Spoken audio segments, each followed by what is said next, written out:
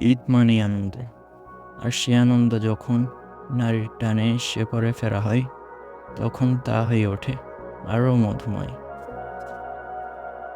ঈদের ছুটি উপভোগ করতে আমরা ফিরে গিয়েছিলাম আমাদের গ্রাম, চট্টগ্রামের রাঙ্গুনিয়ার এক মায়াবী গ্রাম পদুয়ায়।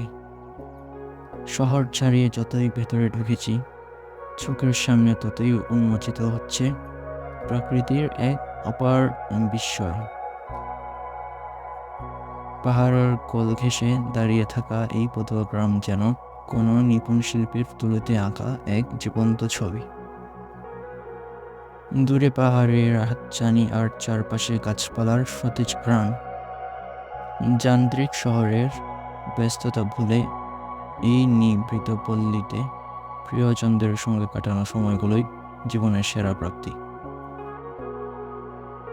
ঈদের এই স্মৃতিগুলো অমলিন হয়ে রবে হৃদয়ে। ভালো থাকুক পদুয়া, ভালো থাকুক প্রিয় গ্রাম।